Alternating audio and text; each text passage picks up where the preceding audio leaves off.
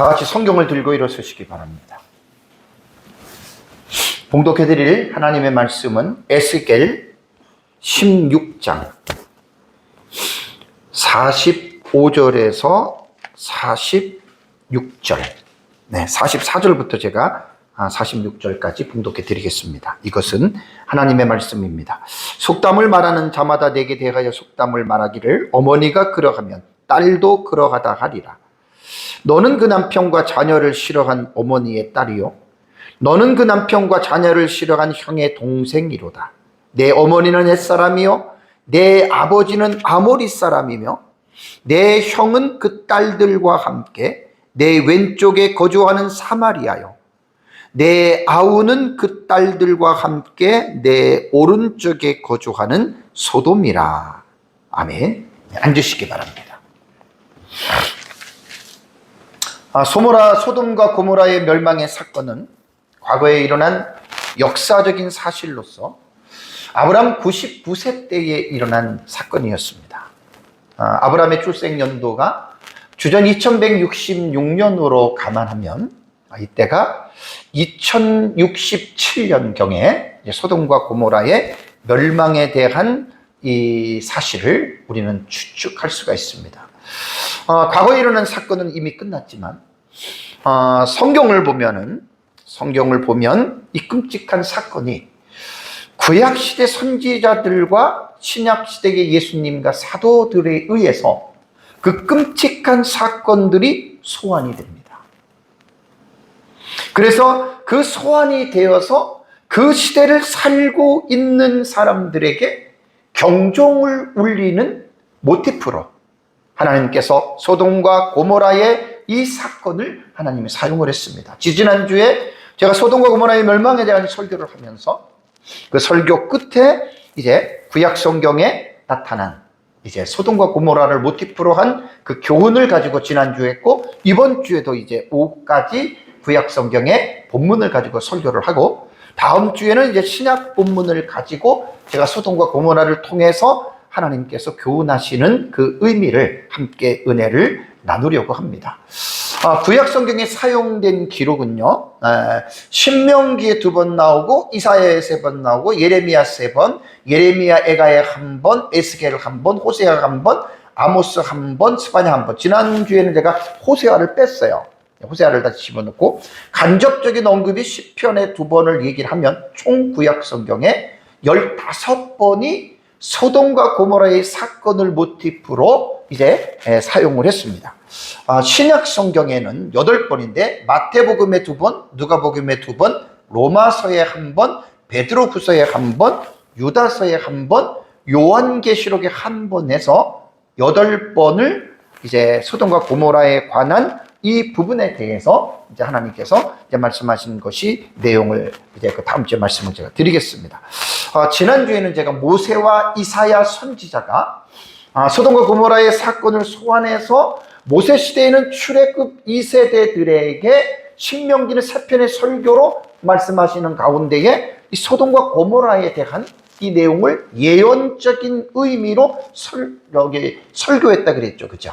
그래서 이것은 광야에 있는 이스라엘 백성들이 소돔과 고모라와 땅과 같이 될 것이 아니라 그것을 예언적 완료형으로, 그러니까 미래에 일어날 사건이지만 하나님께서는 선지자들을 통해서 동사를 사용할 때 완료형이라 그랬죠. 프로페릭 퍼펙트예요. 그 예언적 완료형. 아주 상당히 구약 성경을 읽다 보면 그 동사의 예언적 완료형으로 아브라함의 내러티브에서 상당히 많이 나옵니다.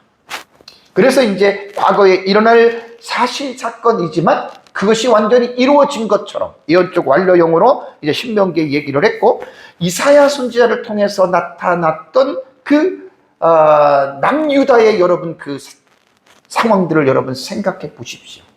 얼마나 끔찍한지. 그러고 나서 또 제가 오후 예배에는 예레미야 선지자를 통해서 이제 나타난 그 소돔과 고모라에 대한 그 모티프에 대해서 또 말했던 내용들을 지난주에 살펴봤습니다. 이번 시간에는 이제 에스겔서와 호세아 선지자입니다. 그들을 통해서 소돔과 고모라가 소환돼서 어떻게 교훈하는지에 대해서 말씀을 살피고, 오후 예배 때에는 아모스와 스바냐 선지자를 통해서 이제 소환돼서 나오는 말씀을 오후에 또 말씀을 드리기로 하겠습니다. 에스겔에 나오는 내용은요, 우선 기본적으로 에스겔 선지자는 기원전 622년경 제사장 가문에서 태어났습니다. 이 에스겔 선지자는 유다의 격동기인 요시야 왕의 죽음을 보았고 그 죽음 이후에 벌어지는 유다의 정치적인 혼란기를 직접 목도한 자였습니다. 그래서 기원전 597년에 바벨론의 2차 침공에 의해서 유다에서 이제 여호야긴 왕과 함께 포로들이 잡혀갈 때 에스겔 선지자가 2차 포로기한테 잡혀간 거예요. 다니엘 선지자는 605년에 바벨론 1차 포로 때에 잡혀갔다 그랬죠. 에스겔 선지자는 이제 여호야긴이 포로로 잡혀갈 때 그때 같이 갔고요. 이때 에스겔의 나이는 25살이었습니다. 이제 에스겔이 30살 되던 해에 이때가 기원전 593년이 됩니다. 이때 그발 강가에서 에스겔이 하나님의 환상을 보면서 선지자로 부르심을 받습니다. 그래서 예레미야는 예루살렘 유다에서 42년 이상을 사역을 했고요. 에스겔은 유다가 아니라 포로지인 바벨론 그발 강가에서 에스겔은 약 22년간 바벨론의 포로로 잡혀온 포로민들을 대상으로 이제 3차 때에도 포로로 잡혀가잖아요. 그들을 대상으로 이제 에스겔은 사역을 했습니다. 자, 에스겔 1장 1절과 3절에 관한 내용을 잠깐 여러분들에게 말씀을 드리면 에스겔 1장 1절에 보면 30째 해 넷째 달 초닷새에 내가 그발 강가, 이게 바벨론이거든요. 그발 강가에 사로잡힌 자 중에 있을 때에 2차 포로 때 597년입니다. 이때 30째 해니까 이게 지금 30째라고 하는 말은 뭐냐면 유다가 포로로 잡혀간 30년이 아니라 에스겔의 나이를 말합니다. 나이. 이게 에스겔 나이예요. 그 다음에 여호야긴 왕이 사로잡힌 지 5년이라고 말을 했을 때에는 597년에 잡혀가고, 그러니까 597년에 마이너스 5년을 빼는 거예요. 더하는 거죠. 5년이 더 지나간 거예요. 그러면 이제 이게 592년이 되잖아요. 그죠? 주전. 그래서 왜 에스겔이 그러면 자기 나이 30살을 강조를 했을까? 여기서 강조한 것은요, 요때 이제 30살 되던 해에 갈대아 땅 바벨론이죠. 그발 강가에서 여호와의 말씀이 부시 아들 제사장 에스겔에, 그러니까 에스겔은 제사장 가문이에요. 제사장 가문에 이때 30살 되던 해에 여호와의 말씀이 에스겔에게 특별하게 임하고 이때가 선지자로 부르심을 받는 거예요. 여호와의 권능이 내 위에 있느니라 라는 말을 합니다. 그러니까 597년에 잡혀가서 여호야긴 5년이니까 5년이 지나고 에스겔은 25살에서 5년이 지나니까 30살이 됐습니다. 왜 그러면 나이를 자기 자신을 밝혔을까요? 자, 에스겔은 사독 계열의 제사장이라고 그랬죠. 그죠? 원래 제사장의 직무는 30세부터 시작합니다. 그래서 민수기 4장 2절과 3절을 보면 레위 자손 중에 고핫 자손을 그들의 종족과 조상의 가문을 따라 집계할지니 몇 세부터? 30세 이상으로 50세까지 회막에 이르요. 요것이 솔로몬 시대의 성전을 짓고 나서는 똑같은 나이는 30세부터 50세까지 레위 지파의 자손들은 성막과 성전에서 그들은 다른 기업이 없다 그랬잖아요. 만약에 에스겔이 고국에 있었다면 당연히 성전에서 봉사를 했겠죠. 그런데 30세 되던 해에 바벨론 그발 강가에서 하나님이 에스겔을 콜링하십니다. 선지자로. 아마 그래서 30째라고 하는 자기 나이를 강조하지 않았나라고 하는 여러분 이러한 추측을 해봅니다. 자, 에스겔 사역을 보면은요, 멸망 전의 사역과 멸망 후의 사역이 있습니다. 48장까지 있는데 에스겔서 1장과 24장의 내용은 이제 에스겔 선지자의 사역 시작인 593년이에요. 그러니까 여호야긴이 사로잡힌 지 5년째, 에스겔이 그때 나이가 593년이란 말이에요. 539년부터 예루살렘 멸망할 때까지 586년이니까 약 7년 동안 요게 1장부터 24장이 기록이 되어져 있어요. 여기 개관이에요. 에스겔을 공부할 때 1장부터 24장은 이제 약 7년 동안에 에스겔이 선지자로 부름을 받고 예루살렘 멸망 때까지. 그러니까 뭐 이때는 뭐냐면 에스겔 선지자를 통해서 하나님이 예루살렘의 죄악을 고발하고 심판의 불가피성에 대해서 경고하고 예루살렘 멸망이 임박하였음을 강력하게 경고한 내용이 1장부터 24장에 나옵니다. 그리고 이제 586년에 유다가 멸망하잖아요. 그 멸망 이후의 사역이 25장에서 48장의 내용입니다. 그래서 586년 이후에 약 한 15년 동안 이제 예언을 해서 에스겔이 약 22년 동안 에스겔이 사역을 했거든요. 그러면 이 에스겔서를 간략하게 제가 개관을 하면 크게 세 가지로 에스겔은 이제 25장부터 48장에는 세 가지로 구분이 됩니다. 25장과 32장은요. 이스라엘을 괴롭혔던 주변의 열방들이 있죠. 그들의 심판을 예언했습니다. 그러니까 예루살렘만 유다만 멸망한다는 게 아니에요. 암몬, 모압, 에돔, 블레셋, 두로, 시돈, 애굽, 구스, 붓, 리디아, 두발, 메색 등 이방 나라들도 심판을 당한다라고 하는 이 예언을 에스겔이 했어요. 특히 두로와 애굽은요 26에서 28장, 29에서 32장 상당히 길고 심층적으로 이제 이렇게 예언을 했습니다. 자, 그러면 이스라엘의 그 25장에서 48장을 보면 두 번째 내용은요 33장부터 39장의 내용은 이스라엘을 하나님이 어떻게 회복할 것이다. 뒤에도 제가 말씀을 드리겠지만 선지서를 공부할 때 하나님이 심판하신다 이것만 있는 게 아니에요. 그건 동전의 한 면밖에 안 돼요. 선지서를 읽을 때 반드시 동전의 뒷면에는 뭐가 있느냐? 회복이 있습니다. 회복. 그래서 33장과 39장의 내용들을 보면은 그 가운데에 이스라엘의 마른 뼈입니다. 발은 아니라 마른 뼈들이 살아나는 감사. 그 골짜기에 마른 뼈들 하나에 외치잖아요. 뼈들이 움직여서 서로 맞고 거기에 힘줄이 이게 합치고 거기에 살이 붙고 움직이는 군대가 됐다. 이게 이스라엘이 유다가 멸망했지만 하나님은 그들을 멸망으로 완전히 버려두는 것이 아니라 하나님은 그들을 다시 회복시키겠다. 이 선지서는 이 두 가지 양면을 봐야 돼요.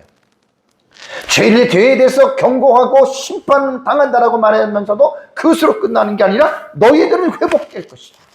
소망의 메시지가 있는 거예요. 그러면서 이제 에스겔 44장과 48장의 내용을 보면 새 언약에 말씀하시고 새 성전의 영광으로 회복될 것이라고 하면서 에스겔서가 여러분 이제 마무리가 됩니다.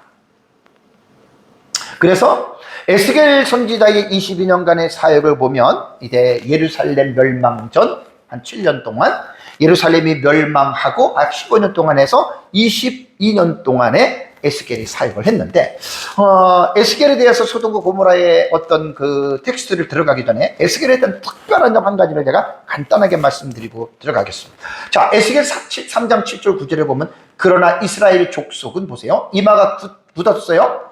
마음이 굳었어요.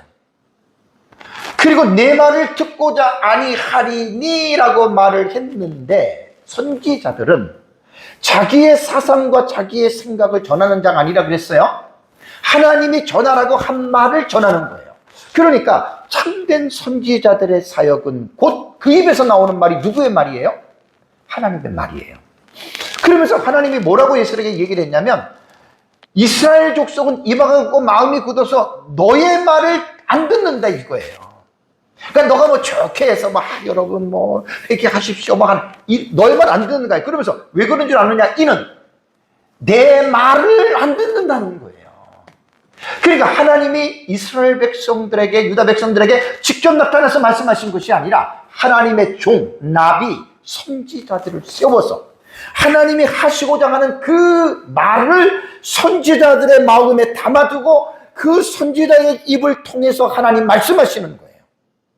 그래서 참된 선지자들이 말씀할 때에는 그 말을 하나님의 말씀으로 받아들여야 되는데 이스라엘 백성들이 그 말을 안 들어요. 왜? 마음이 굳고 완악해요.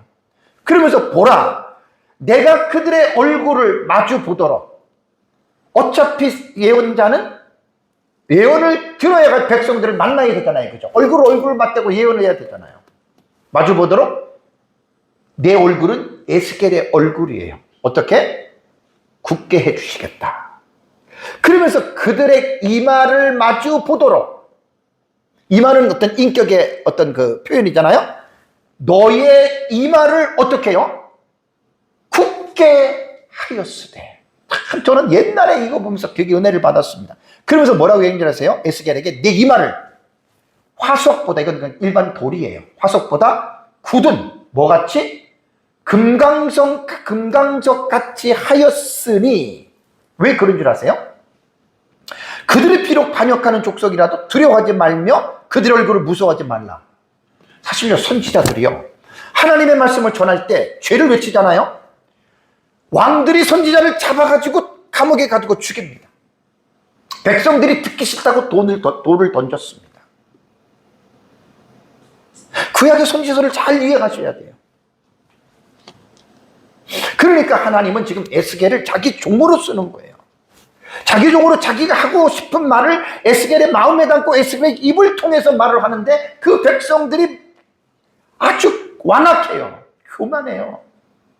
안 들어요. 그러니까 하나님이 그 자신의 말을 듣게 하기 위해서 에스겔의 이 말을 어떻게? 더 강력하게 하나님께서 이제 하셨다는 말입니다. 자, 히브리 원문 구절을 보면은 금강석이라고 하는 이 명사잖아요. 케샤미르라고 하는 이 단어입니다. 케샤미르는요, 요 케자가 뭐냐면은 요게 이제 그 전치사거든요. 요 케자를 빼면 그냥 샤미르거든요. 이 샤미르를 금강석으로 번역을 했는데 이건 두 가지로 해석이 됩니다. 찔레나 가시로서 해석도 되고 혹은 단단한 광물로서 금강석으로 사용되는 두 가지인데 여기서는 두 번째의 의미를 가지고 번역을 했어요. 그죠? 그러니까 여러분, 이 케라고 하는 여러분 이 전치사가 있는데 여기 안 써놨죠? 요 케라고 하는 이 전치사는 뭐냐면요, 히브리어의 의미가 케라고 하는 전치사는 뭐냐면 뭐뭐같이 혹은 뭐뭐처럼이라는 뜻이에요. 그러니까 금강석같이 금강석처럼 너의 이마를 돌보다도 더 굳게 내가 만들어줬다. 그래서 9절의 그 히브리어 문장을 보면은요, 히브리어 문장은 처음에 나오는 것이 품사가 뭐가 나와요? 히브리어는 동사가 나오죠. 그죠? 그 다음에 나오는 게 주어가 나와요. 그 다음에 목적어 순으로 히브리어는 거의 이런 순서로 문장이 나오는데 9절을 보면 케샤미르라고 하는 이 명사가 먼저 딱 나와요. 케샤미르. 왜 그런다 그랬죠? 이렇게 되면 문장의 어순을 파괴하고 질서를 어기고 명사가 먼저 문장의 서두에 딱 등장하면 왜 그래요? 그것을 강조하기 위해서. 형용사나 명사 같은 게 앞에 먼저 나오면 그 내용을 강조하라는 거예요. 그러니까 뭐냐면 에스겔의 이마를 화석, 돌보다도 더 강한 금강석, 이걸 지금 강조하는 거예요. 그래서 구절 첫 문장을 보면은 돌보다 더 굳센 금강석처럼 이렇게 되는 거예요. 그 금강석이라고 하는 단어가 먼저 이렇게 나온 겁니다. 그러니까 이스라엘의 완고함에 대비해서 너를 그들보다 더 강하게, 강력하게 하나님께서 하게 해주겠다. 그리고 이제 13장 7절을 보면은 에스겔의 사역 중에 특이한 점이 뭐냐면 13장 17절 보세요. 너는 내 백성 중, 바벨론 포로로 잡혀가 있는 포로잖아요. 그 중에서 이 자들을 딱 핀셋으로 찝습니다. 자기 마음대로 예언하는 누구를? 여자들을 쳐서 예언하라. 여러분, 이 본문에서는 여자들이라는 사실을 주목하는 게 아니라, 물론 여자도 주목해야 되지만 중요한 것은 뭐지요? 자기 마음대로 예언하는 여자들이에요. 자기 마음대로. 이게 사실은 중요한 게 자기 마음대로 예언을 하는데 하나님의 말씀을 전하는 것이 아니라 자기 마음대로 전하는 거예요. 구약시대 여러분 선지자들의 사역은 하나님의 부르심을 받은 자들이 하는 거예요. 자기 말이 아니라 하나님이 전하라는 말씀을 대언하는 것이 여러분 선지자입니다. 구약 성경의 선지자들은 거의 다수 남자죠. 그런데 여러분 구약 성경에 여자 선지자가 나옵니다. 많은 수는 아니지만 출애굽기 15장 20절에 미리암, 사사기 4장 4절에 드보라, 열왕기하 22장 14절에 훌다, 느헤미야 6장 14절에 노아단은요 여자 선지자들이에요. 아주 특별한 사람들이에요. 근데 여자들은 구약 성경을 보면은 상당한 소수에 있는 그러한 사람들이었습니다. 그러니까 지금 바벨론 포로에서 2차 포로로 잡혀간 포로지에서 이스라엘 백성들 중에 선지자들은 이제 에스겔이 있고 다른 사람도 있었겠죠. 거기에 거짓 선지자들도 있었는데 그 중에 여자들이 흉내내는 거예요. 막 예언을 해주는 거예요. 우리가 에스겔과 예레미야서를 보면은 예언의 어떤 내용을 하죠? 거짓 선지자들은 지금 예레미야와 에스겔의 이 사역자들의 예언의 핵심이 뭐냐면 우리는 죄를 져서 바벨론이 망한다예요. 근데 거짓 선지자들은 뭐라고 예언하는 줄 아십니까? 우리는 안 망한다. 에스겔서에도 우리에게는 하나님의 성전인데 우리가 왜 망하냐? 그렇게 말한 거예요. 그러니까 거짓 선지자들은 이제 먹고 살기 위해서 불안에 떠는 백성들에게 예레미야, 에스겔은 망한다라고 외치는데 먹고 살기 위해서 백성들에게 안 망해, 안 망해. 예레미야하고 에스겔 저 사람 잘못된 나쁜 사람들이야. 그러면서 이제 백성들의 마음을 어루만져주고 우린 안 망해. 그리고 그들에게 예언한 전궤로 먹을 것을 받는, 돈을 받는. 그게 거짓 선지자들이에요. 그러니까 자기 마음대로 예언하는 자들을 쳐서, 그러니까 에스겔의 사역이 여러분 쉬운 사역이 아니에요. 제가 목회자들을 대상으로 지금 16년째 사역을 하고 있는데 여러분 정말로 어려운 사역입니다. 이건 정말로 어려운 사역입니다. 많은 목회자들을 가르치진 않지만 16년째 이건 진짜 제가 하나님의 은혜예요. 그러니까 제가 강력하지 않고는 이 사역을 감당하지 못하는 거예요, 여러분. 목회자들 다들 박사고 다들 다 아시는 분들인데 그런 사람들에서 16년 제가 사역했다고 생각해 보십시오. 그래서 제가 에스겔에 대한 이 기억은 아주 수십 년 전에 이 말씀을 봤을 때부터 제 마음속에 지금 남아있어요. 자, 이제 에스겔서 본문에 이제 소돔이 들어간 용어를 가지고 한번 보겠습니다. 자, 에스겔 16장 45절과 46절 제가 아까 봉독했죠, 그죠? 근데 이 말씀을 잘 보세요. 너는 그 남편과 자녀를 싫어한 어머니의 딸이요, 너는, 여기서 2인칭 단수 있잖아. 여기 네. 이게 전부 다 유다를 말하는 거예요. 근데 여기서 잘 보시면 남편과 자녀를 싫어한 어머니의 딸이다. 유다 백성은. 여러분, 남편과 자녀를 싫어한 어머니 정상입니까? 비정상이죠. 그 비정상적인 어머니의 딸이라는 거 유다가. 그 다음에 두 번째 구문에는요, 너는 그 남편과 자녀를 싫어한 형이 아닙니다. 번역이 잘못됐어요. 언니로 번역을 해야 됩니다. 남편과 자녀를 싫어한 그 언니예요. 딸이에요. 그 동생, 아운이라 이렇게 해야 돼요. 뒤에 제가 자세히 말씀드리겠어요. 그 다음에 또 내 엄마는 누구냐? 햇사람이요. 내 아버지는 누구냐? 아모리 사람이다. 그리고 46절에 내 형은, 유다의 형은 그 딸들과 함께 내 왼쪽에 거주하는 누구? 사마리아예요. 또 내 아우는, 아홉벌 되는 아우는 그 딸들과 함께 내 오른쪽에 거주하는 뭐라고요? 소돔이다. 여러분, 이 말이 무슨 말이냐? 소돔이라는 단어에 한번 딱 나와요. 그죠? 근데 이게 번역이 뭐가 잘못됐냐면 한 군데가 잘못된 게 이겁니다. 자, 표준 새 번역을 보시면 여기만 보시면 돼요. 내가 바로 남편과 자녀들을 미워하던 내 언니들. 우리말 개역개정에는 뭐로 번역했어요? 형이라 그랬죠. 그죠? 언니들. 46절에도 그리고 내 언니는 여자로 번역을 했어요. 다음에 공동 번역도 보십시오. 공동번역도 개정개혁에는 내 형의 아우라고 했는데 내 언니들이라고 말을 했죠. 내 언니들이 남편과 자식을 버리더니 너도 그 언니의 그 아우구나. 46절에도 내 언니, 이렇게 여러분 번역을 했습니다. 자, 그렇다면 우리말을 보지 마시고 영어도 봐야 되겠지만 히브리어 원문을 보면은 우리말 개정역에 형으로 번역된 것이 합당하냐?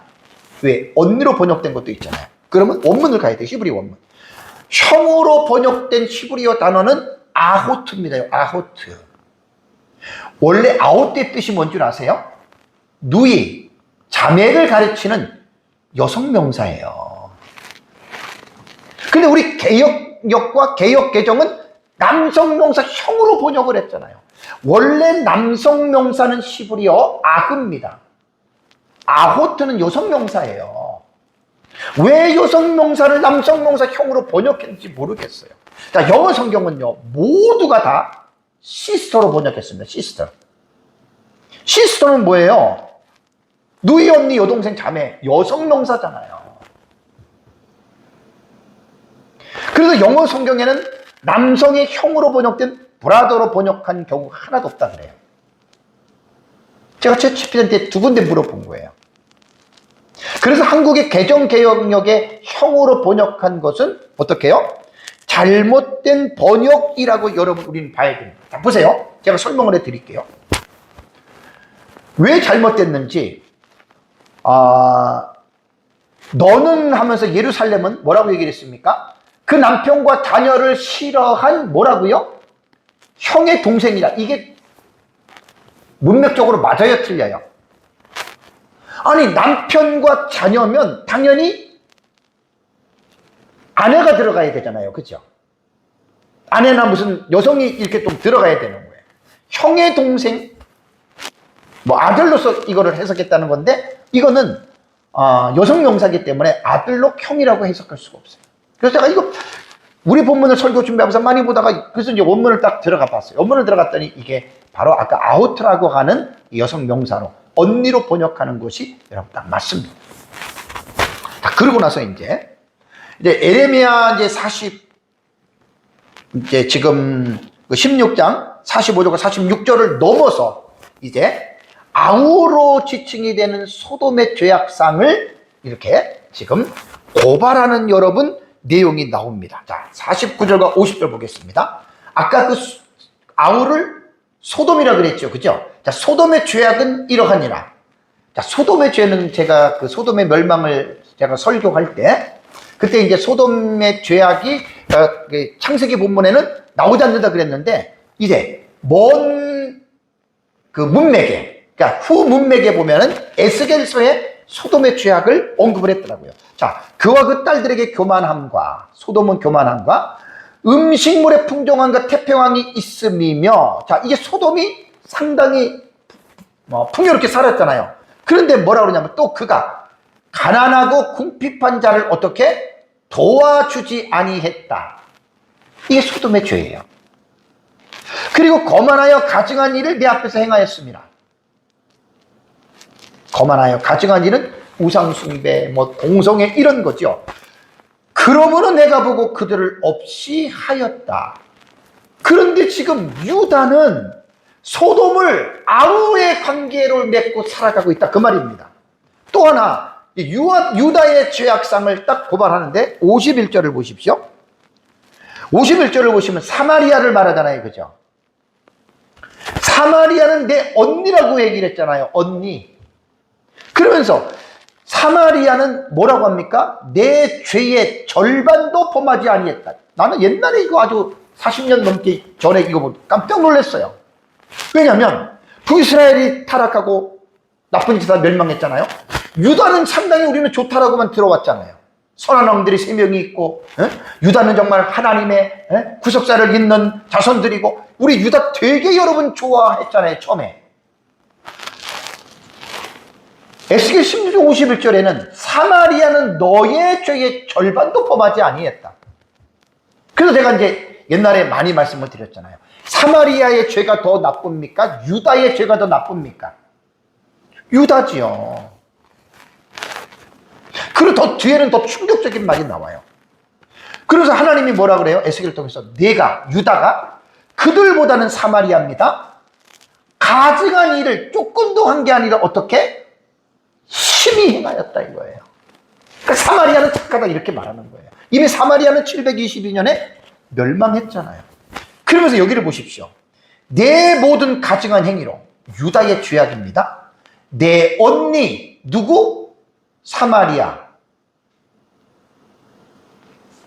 내 언니 형과 그 다음에 아우는 누구라 그랬어요 아까?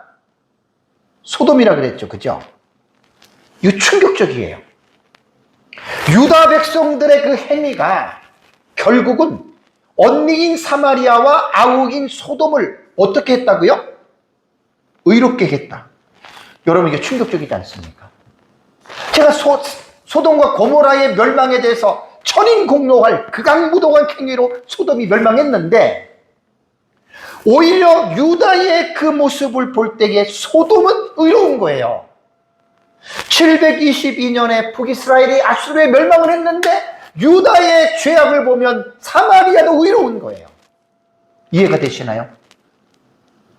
얼마나 유다가 하나님 앞에 패역하고 극악무도한 삶을 살았는지 충격입니다. 충격. 그래서 52절을 보면은 결국 유다는 수치를 당할 것이다. 자, 내가는 이제 유다예요. 내 형을 언니 격으로 봐야 됩니다. 내 언니와 아우, 사마리아와 소돔이죠. 그죠? 유리하게 판단하였은즉. 이거 속담으로 말하는 거예요. 속담으로 지금. 너도, 유다도 내 수치를 담당한다 이거예요. 왜? 사마리아는 722년에 망했고 소돔은 2067년에 멸망했잖아요. 너도 네 수치를 당한다. 그래서 유다는 586년에 바벨론에서 멸망을 당하는 거예요.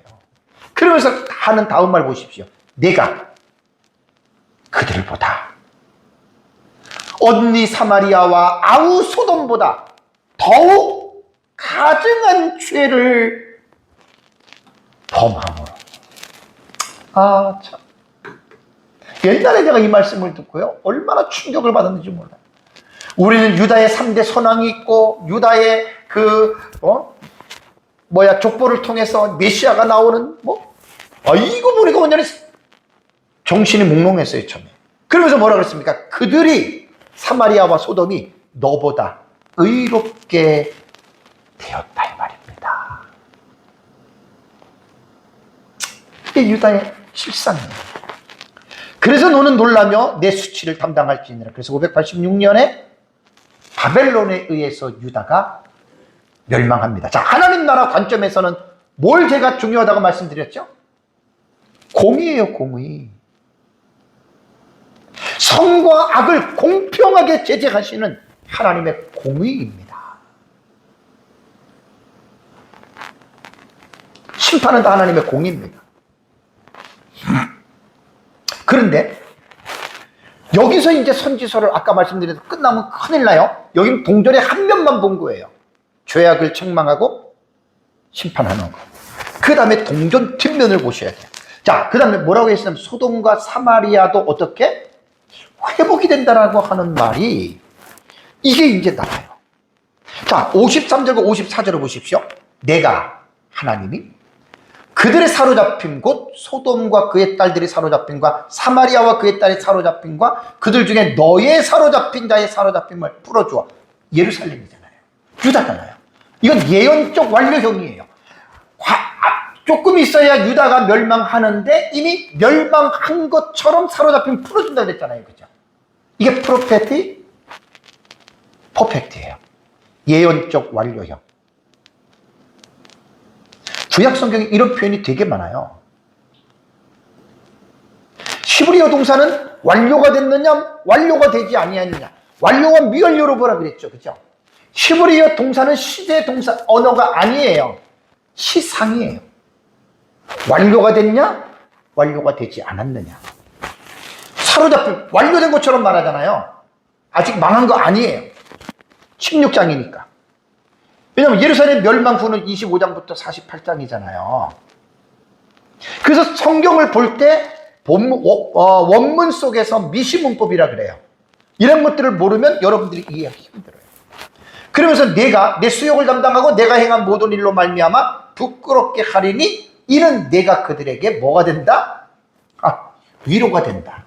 그러니까 사마리아와 소돔이 멸망했어요. 나중에 보니까 유다가 멸망해. 사마리아와 소돔이 어떻게 위로를 받는 거예요. 우리만 잘못해서 멸망한 게 아니네, 이런 뜻이에요. 너희는 무슨 메시아를 낳는 유다 지파의 다윗의 솔로몬의 그 자식들로 너희가 얼마나 프라이드가 강했고 너희가 얼마나 잘났다고 너희가 큰 소리 쳤느냐 이거예요. 다윗 왕국 때, 솔로몬 왕국 때 그 위에 페니키아와 밑에 애굽까지 큰 어떤 땅덩어리를 차지하고, 그 솔로몬 때는 많은 주변 나라 사람들이 와가지고 굽실굽실대고 하나님의 영광을 드러냈던 너희들도 보니까 별거 아니구나. 정말 보니까 너희들은 우리보다도 더 악한 인간들이었구나. 여기에서 그들이 위로를 받는다 이 말이에요. 기가 막힌 말 아닙니까?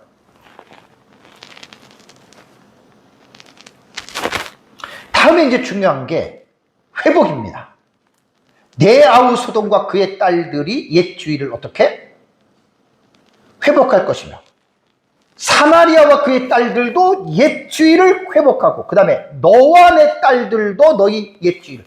예언적 완료형이 이거는 아직 유다 망하지 않았어요. 망할 것을 전제로 너희들도 옛 주의를 회복할 것이다 라고 하는 그러한 말입니다. 참, 너무 참 기가 막힌 말. 그게 뭐냐면 하나님께서 심판하시기 전에 옛날의 그 상태로 너희들을 다시 세워주겠다 이 말입니다. 그래서 선지서에서 선지자들의 외침에는 한쪽 면만 보면 안 되고 반대편의 이 회복에 대한 면을 여러분들이 꼭 봐야 됩니다. 다음에 56절에서 59절은 내가 유다를 말하는 거예요. 교만하던 때에 내 아들 소돔을 내 입으로 말하지도 아니하였나니. 그러니까 멸망하기 전에는 막 소돔, 북이스라엘 막 얼마나 정죄하고 비난하고 저렇게 죄지니까 망한다 이렇게 말했던 그들이 참 조심해야 됩니다. 우리가 남 비판하는 거 정말 조심해야 됩니다. 시간상 그냥 빨리빨리 넘어갑니다. 그러나서 이제 하나님은 신실하신 분이기 때문에 언약을 기억한다. 그리고 영원한 언약을 세우신다. 자, 지난주 기억나십니까? 예레미야서의 새 언약, 처음 언약, 그들이 깨뜨렸죠. 신해산 언약이에요. 그래서 하나님은 예레미야를 통해서 마지막에 도저히 이스라엘은 회복이 불가능한 상태였습니다. 그래서 하나님이 새 언약을 세운 거예요. 이거는 뭐냐면, 이번에 제가 이제 창세기를 쭉 주에 설교하고 지금 이제 19장까지 가다가 지금 이제 이게 넘어가면서 너무나 이제 깨닫는 게 많아요. 여러분, 진짜 인간은 아무것도 아니에요. 우리 아무것도 아니에요. 모든 것이 100% 하나님의 자비와 은혜 때문에 여러분 우리는 살아가는 겁니다. 왜 그런 줄 아세요? 베리티, 나의 언약.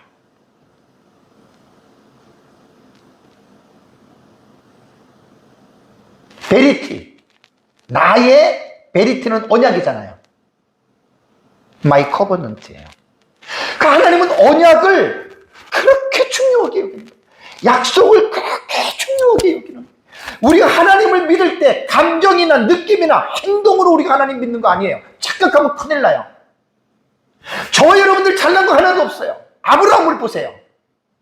우리 잘난 거 없어요. 근데 하나님이 왜 우리에게 복을 주느냐? 예수님의 언약, 피 언약 때문에 우리를 축복하는 거예요. 내가 기도 많이 하고 전도 많이 하고 내가 죄 안 짓고 그래서 내가 그 행위 때문에 하나님이 나를 의롭게 여긴다. 그 바리새인들이에요. 그 성경을 정말 잘못 보는 사람들이에요. 저도 42년 신앙생활을 하고 목회를 35년 하면서 여러 번의 설교를 하고 저도 강의도 했지만 요즘에 제가 설교를 준비하면서 많은 은혜를 받는 게, 이 부분, 언약에 대한 부분은 확실하게 이번에 정리가 되니까 이제 이 부분이 보여요. 회복. 이거 너무 중요합니다. 그래서 언약을 세우는 게 뭐냐면 이게 새 언약인데, 에스겔 36장 24절과 28절. 이건 그냥 넘어가겠습니다. 예레미야 그 언약과 똑같아요. 그래서 26절을 보면 또 새 영을 너희 속에 두고 새 마음을 너희에게 주되 너희 육신에서 굳은 마음을 제거하고 부드러운 마음을 줄 것이며 또 내 영을 너희 속에 두고 너희로 내 율례를 행하게 하리니. 예레미야의 새 언약과 이게 달라요. 행하게 한다라고 하는 말이 에스겔은 이걸 강조하는 거예요. 그 다음에 나는 너희 하나님이 되리라. 이건 제가 일단 넘어가겠습니다. 시간에서. 스바냐서를, 호세아서를 한 번 하고 넘어가야 돼요. 그래서 어쨌든 에스겔을 통해서 결국은 뭐냐면 성령이 우리 안에 내주하심으로 말미암아 어떻게 해요? 성령의 은혜와 능력으로 우리가 하나님의 법을 지키는 거예요. 그러니까 새 언약을 하나님이 예레미야를 통해서, 에스겔을 통해서 왜 새 언약을 세웠냐면 자정 불능이에요. 안 돼요. 그게 원래 죄인이잖아요. 전적 타락한 죄인이 우리가 뭘 하겠습니까? 솔직한 얘기로. 그래서 디모데후서 1장 13절 14절에 우리 안에 거하는 성령으로 말미암아 내게 부탁한 아름다운 것을 지키라. 우리 하나님의 말씀을 순종하는 것은 우리 자신의 어떤 의지와 노력으로 되는 게 아니에요. 성령의 은혜로 해야 됩니다.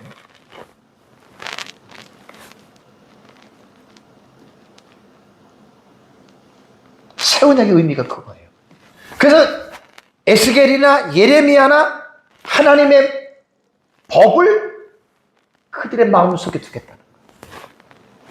이 새 언약의 성취가 언제 이루어진다 그랬어요? 성취가 예수님의 십자가에 죽으시고 부활하심으로 이 새 언약이 성취가 된 거예요. 오늘 이제 우리 설교 끝나고 성찬식을 하거든요. 저녁 먹은 후에 잔도 그와 같이 이르되 이 잔은 내 피로 세우는 무슨 언약? 뉴 커버넌트예요. 새 언약이에요.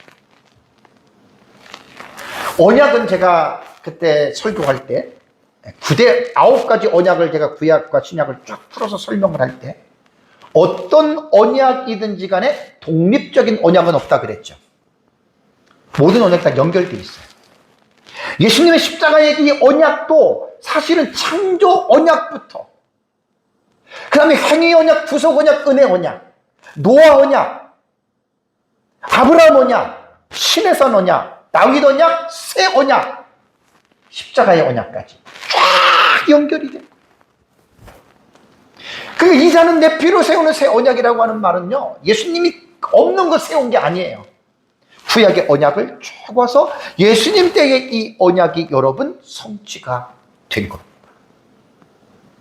여기까지 이제 에스겔에 나타난 소돔에 대한 이 부분에 대해서 말씀을 드리고, 이제 남은 시간에는 호세아에 나오는 내용에 대해서 여러분들에게 제가 말씀을 드리겠습니다. 자, 호세아 선지자는요, 북이스라엘의 여로보암 2세 통치 시기, 지난주에도 제가 말씀을 드렸었잖아요. 여로보암 2세가 통치할 때 우리가 한 16년 전에 이 분열왕국 1년 동안 제가 우리 공부를 했죠. 근데 너무 깊게 공부를 했어요. 제가 목회자들 사역을 처음 시작할 때 16년 전에 분열왕국 역사를 1년 동안 강의하고 우리 교회 설교한 거예요. 원고 있기 때문에 이것도 책으로 낼 거예요. 제가 좀 안정이 되면 낼 거예요. 내용이 너무 좋았어요. 그때 제가 너무 공부를 많이 은혜스럽게 했던 내용이거든요. 그러니까 호세아 선지자는 북이스라엘의 여로보암 2세의 통치 때부터 북이스라엘이 멸망하는 주전 722년 때까지 약 30년을 활동한 선지자입니다. 아마 북이스라엘이 여로보암 2세가 통치했던 때가 정치적으로나 경제적으로나 가장 최전성기를 누렸던 여러분 그러한 시기였습니다. 그러나 동시에 북이스라엘 백성들은 영적으로나 도덕적으로나 그렇게 타락한 적이 없었어요. 그래서 온갖 우상 숭배와 온갖 불의와 하나님에 대한 무지는 극에 달해 있었을 때였습니다. 이것은 현대도 마찬가지입니다. 국민소득의 GDP가 한 2만 달러 이상이 되잖아요. 그런 나라치고 도덕과 윤리적으로 깨끗한 나라 하나도 없어요. 그러니까 물질 문명이 결국은 인간의 삶을 윤택하게는 만들지만 인간의 영적이고 도덕적인 부분은 급속히 타락하게 만든다는 게 옛날이나 지금이나 여러분 똑같은 그런 여러분 공식입니다.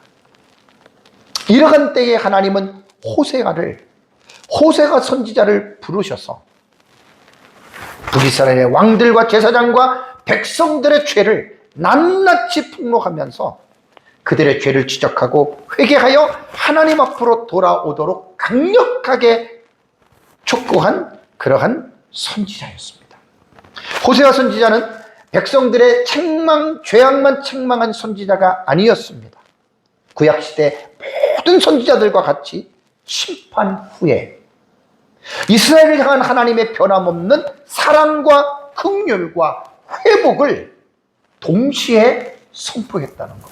그러니까 우리가 선지자 그러면 죄만 책망했어, 그래서 나라 망하는 것만 했어, 이것만 대부분 알고 있잖아요. 아닙니다. 한 면만 본 거예요. 한 면만 강조한 거예요. 호세아서 6장 6절을 보면 나는 인애를 원하고 제사를 원하지 아니하며 번제보다 하나님을 아는 것을 원하노라라고 말을 했는데, 호세아서의 핵심 메시지입니다. 하나님을 알아야 돼. 하나님을 아는 건 어떻게 알죠? 하나님의 말씀을 통해서 아는 거예요. 자, 호세아 11장 8절과 9절에 이제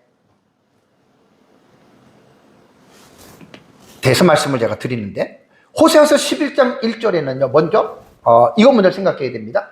하나님께서 이스라엘을 뭐라고 부르신 줄 아십니까? 내 아들이라고 불렀습니다. 그럼 하나님은 뭐예요? 아버지예요. 이스라엘 백성들은 자녀예요. 부자관계예요. 여러분, 자식이 아무리 잘못해도 징계하고 혼내줄 수는 있어도, 여러분 자식을 호적에서 물론 가끔 그런 사람이 있지만 파낼 수 있어요? 없는 거예요. 부자지간은 천륜이에요. 하나님이 맺어준 관계예요. 아무리 자식이 잘못해도 그 자식은 자식이에요. 그러니까 호세아 11장 1절에는 이스라엘은 내 아들이라고 불렀어요. 근데 이 아들이 계속 죄를 짓고 잘못하고, 그러니까 하나님은 배반하고, 그러니까 공의의 하나님이기 때문에 하나님께서는 심판한 것뿐이에요.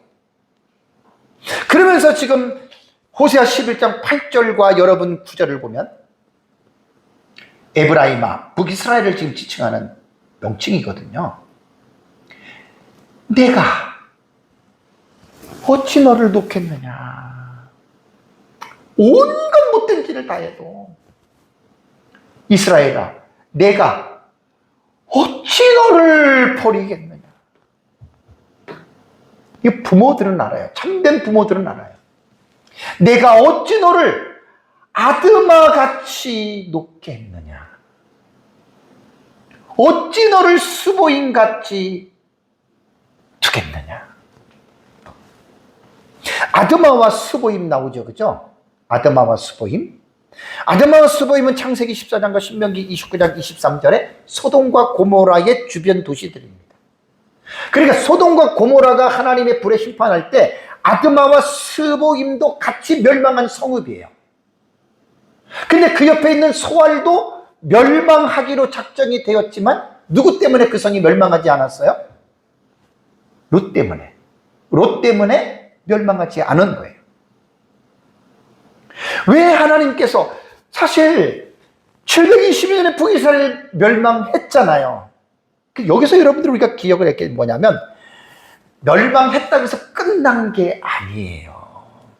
끝난 게 아니에요. 끝까지 봐야 되는 거예요, 성경을. 여기서 왜 하나님은 소돔이라던가 노아 시대의 백성이라던가, 그 다음에 그 외에 다른 나라들, 범죄하는 나라들은 멸망해서 완전히 쓸어버리고 흔적도 없이 만드는데, 왜 이스라엘과 유다는, 아까 봤잖아요. 유다는 북이스라엘보다도 더 악했고 소돔보다도 더 악한 게 유다예요. 근데 하나님이 끝까지 유다를 붙들고 가고, 지금 이 에브라임도 북이스라엘도 하나님이 결코 버린 게 아니에요. 심판만 했을 뿐이지. 끝까지 보시면 돼요. 뒤에 보십시오. 왜 그랬죠? 내 마음이 어떻게? 내 속에서 돌이킨다는 말은 바꿔진다는 말이에요. 뭐 때문에? 긍휼이 온전히 불붙듯 하도다. 여러분, 뭐 우리가 뭐 자식들 잘못할 때, 뭐 어릴 때 때릴 때 그냥 막 화도 나고 그러면 뭐 체벌도 하고, 뭐 어떨 때는 막 그냥 어떤 부모들 그냥 아이고 자식이 아니라 왼수지, 우리 화나면 그럴 수 있어요. 자식에 의해서. 여러분, 그렇다고 자식이 원수 아니에요. 자식이 아무리 가문의 명예를 실추시키고, 자식이 아무리 부모를 정말 어떻게 했다 하더라도 그 부모에게는 자식이 자식입니다. 아세요, 여러분? 하나님은 이스라엘을 내 아들이라고 지금 자식으로서의 이스라엘을 보고 있기 때문에, 내 마음이 내 속에서 돌이키게, 하나님의 마음을 말하는 거예요. 하나님의 마음속에 내적인 갈등이 지금 일어나고 있다는 말이죠. 근데 여러분, 우리가 여기서 생각해 볼 게 있어요. 하나님이 마치 사람과 같은 성정을 가지고 계신 것처럼 지금 표현하고 있죠. 그죠? 이걸 뭐라 그랬죠? 다시 공부합니다. 신인 동형론은 뭐냐면, 여기 보면은 신체적인 형태예요. 하나님께서 팔이 있고, 하나님께서 눈이 있고, 하나님께서 마음이 있다라고 하는 이 말들은 뭐냐면, 하나님을 인간과 똑같다는 게 아니에요. 신인, 하나님과 인간을 동형, 같은 형태로, 엔터포모티즘이라고 그래요. 몰티즘이라고 그래요. 상당히 이게 아주 그 중요한 용어거든요. 영어에 엔터포모티즘이에요. 사람과 형태. 영어 단어가 참 어려워요. 그래가지고 제가 몇 번을 들었는지 몰라요. 엔터포스라고 그러는데, 엔터폴, 그 다음에 요거는 몰피예요. 몰피가 형태예요. 그리고 또 하나는 신인 동성론이 있죠. 동성론. 요거 다 우리 공부했어요. 동성론은 뭐냐면 엔터파퍼티즘이에요. 영어로는 엔터파퍼티즘인데, 요거는 뭐냐면 감정이나 심리 상태예요. 그러니까 인간의 육체적으로 말을 할 때는 동형론이고, 사람과 같은 감정, 인간의 심리적인 상태를 모할 때는 동성론이 되는 거예요. 엔터파퍼티즘이에요. 엔터파퍼티즘. 그래서 이제 여호와께서 땅에 사람을 지으셨음을 한탄하시고 근심했다, 사람처럼 얘기를 했잖아요. 이게 신인 동성론이라고 해요. 오늘 호세아서 11장 8절에 내 마음이 내 속에서 돌이키었다. 이게 이제 신인 동성론적인 표현으로 엔터퍼퍼티즘이라고 이렇게 표현을 했다는 말입니다. 여기서 이제 동사 하나 제가 간단하게 말씀을 드릴게요. 자, 돌이켰다. 하나님의 마음을 돌이켰다. 네오파크는 하파크라고 하는 이 원형이 이건데, 니팔 완료형이에요. 니팔은 뭐라 그랬죠? 제가 되게 많이 여러분들에게 수십 번 했습니다. 지금 창세기 주의하면서 중간태예요. 자, 완료형이에요. 돌이켰어요. 미완료는 돌이킬 것이다 라고 말을 하지만, 완료형이라고 하는 말은 뭐냐면 돌이켰어요. 중간태는 뭐죠? 자기 자신을 위해서 능동적으로 합니다. 여기서 여러분, 우리가 놀라운 것을 우리가 발견할 수가 있습니다. 이스라엘 백성들의 내가 어찌 너를 놓겠느냐, 내가 어찌 너를 버리겠느냐, 어찌 아드마같이 놓겠느냐, 어찌 수고임같이 두겠느냐, 그럴 수 없다. 내 마음이 내 속에서 돌이키는 것은 하나님 자신을 위한 거예요. 이게 당사자인 이스라엘 백성을 위함이기도 하지만 하나님 자신을 위해서 억지가 아닌 스스로 능동적으로 하나님께서 마음을 돌이켰다 그 말이에요. 완료태예요. 왜 그렇죠? 언약입니다. 창세기 지금 공부를 하면서 우리는 언약을 잊어버리면 안 됩니다. 언약을 잊어버리면 안 됩니다. 하나님이 왜 갈등이 생길까? 왜 마음이 갈등해서 돌이켰을까? 언약 때문이에요. 언약은요, 창조 언약이 있어요. 창조 언약에서 제가 강조한 게 뭐죠? 인간의 책임. 행위 언약은 하나님께서 인간에게 자유의지를 줬어요. 우리 지금 모든 일을 우리가 결정할 수 있잖아요. 구속은혜, 은혜의 언약, 창세기 3장 15절. 여인의 후손이에요. 노아 언약, 아브라함 언약, 모세의 시내산 언약, 다윗 언약, 새 언약. 이 언약 때문에 그러는 거예요. 언약 때문에. 특히 구속자의 이 구속의 이 의미는요, 여러분, 여인의 후손이잖아요. 뭐지요? 범죄한 죄인들을 하나님이, 여인의 후손이 누굽니까? 메시아이신 예수 그리스도를 통해서 하나님께서 어떻게 구원해 주시겠다라고 하는 약속을 이미 아담에게 했어요. 아담과 하와가 범죄했을 때. 그러면 여인의 후손이신 예수 그리스도가 태어날 때까지는 아브라함의 자손들이 사라지면 하나님의 언약이 공수표가 되는 거예요. 그럼 하나님이 상당한 치명타를 입으세요. 하나님 믿을 수가 없네. 하나님 정말, 이런 여러분 결론이 나오는 거예요. 지금 북이스라엘과 남유다는 지금 뭐죠? 여인의 후손을 낳는 과정 속에 있잖아요. 과정 속에 있기 때문에 아무리 이스라엘과 남유다가 잘못하고 아무리 극악무도해도 공의 하나님이기 때문에 심판을 하셔야 돼요. 그래서 심판하신 거예요. 그러나 영원히 그들을 버릴 수 없는 이유는 뭐 때문이라고요? 언약입니다. 언약. 메리트예요. 하나님의 언약. 이것을 사실, 이게 뭐냐면 하나님 마음에서 긍휼이 온전히 불붙듯 했다.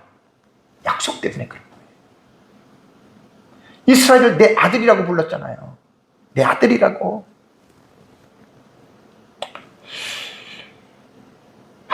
부모의 마음은 그렇습니다, 여러분. 언약적 사랑이라 그래요. 오늘날 우리 그리스도인들이 뭘 잊어버리면 안 되냐면, 저와 여러분들이 무슨 뭐 잘나고, 아까도 말씀드렸지만 이거 되게 중요한 거예요. 우리가 뭐가 잘나고, 우리가 무슨 뭐 열심히 신앙생활하고 열심히 기도생활하고 뭐 열심히 내가 하나님이 기뻐하는 일을 했기 때문에, 그것 때문에 내가 하나님 앞에 의롭다함을 받고 그것 때문에 하나님이 나를 끝까지 붙들고 간다라고 생각을 한다면 그 사람은 회개하셔야 됩니다. 그 사람은 성경을 진짜 모르는 사람입니다. 우리가 하나님의 말씀을 순종하면 하나님이 우리에게 복을 주는 것은 맞아요. 근데 그게 근거가 되는 게 아니에요.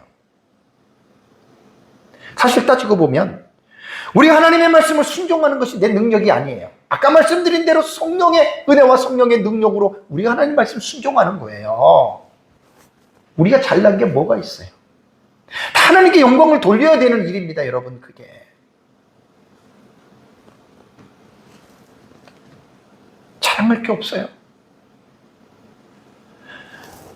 우리가 늘 충만하게 삽니까? 여러분, 우리가 죄 안 짓습니까? 하루에 수도 없이 마음으로 죄 짓지 않습니까? 그런 우리를 하나님 왜 끝까지 붙잡고 가시느냐? 십자가의 언약 때문입니다.